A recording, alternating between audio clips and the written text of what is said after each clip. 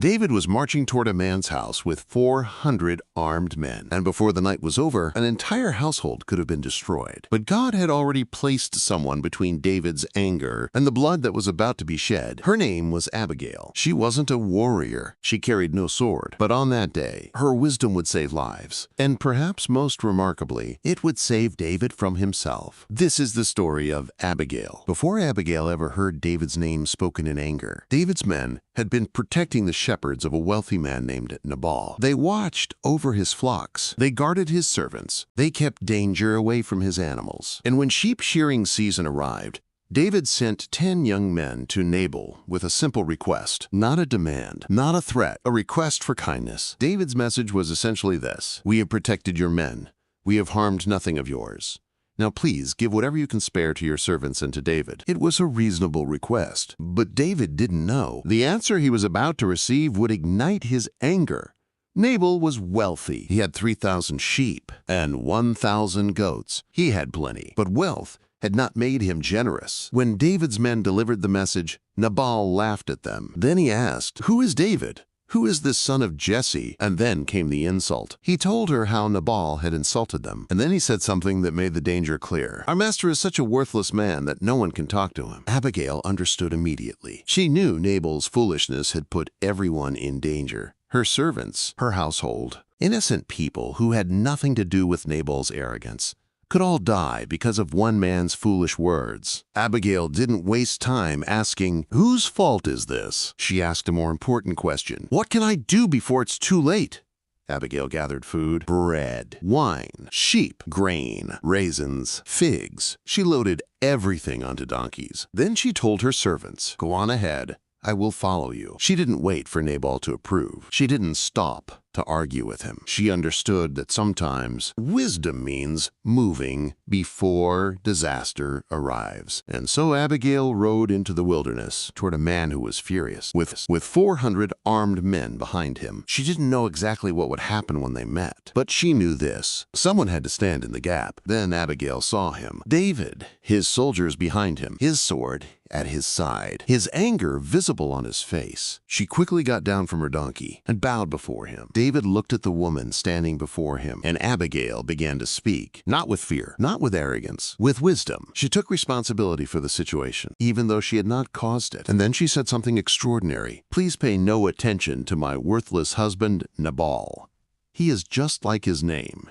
His name means fool, and folly goes with him." Abigail knew exactly who she was dealing with, but she wasn't there to defend Nabal's behavior. She was there to prevent David from destroying everything because of it. Abigail continued. She reminded David of who he was becoming and who God had called him to be. She told him that the Lord had prevented him from committing bloodshed and taking revenge with his own hands. Then she said something David would remember for the rest of his life: "The Lord will certainly make a lasting dynasty for my Lord, because he fights the Lord's battles." And then came the words that cut even deeper: "Let no wrongdoing be found in you as long as you live." Abigail wasn't simply asking David to spare her household. She was reminding him, "You are better than this. Don't let one man's foolishness turn you into someone you are not." She reminded him that God had a future for him, a throne, a kingdom, a purpose, and none of that was worth throwing away for revenge against one foolish man. David stood silently. The sword that had been raised in anger slowly came down. His breathing settled. His heart softened. And David realized something. Abigail had stopped him from becoming a man ruled by his anger. Then David said, "Praise be to the Lord, the God of Israel,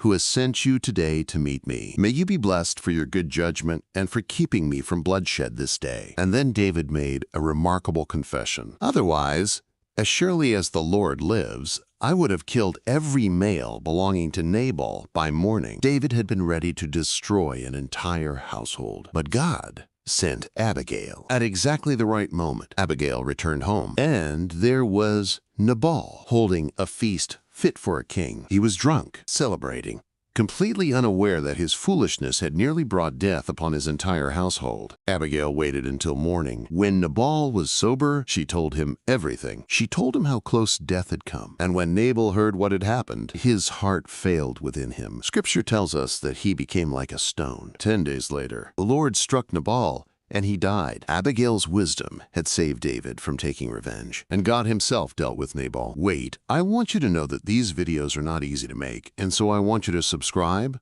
like, and share the video. It serves as an encouragement for us to do more. Now, let's continue.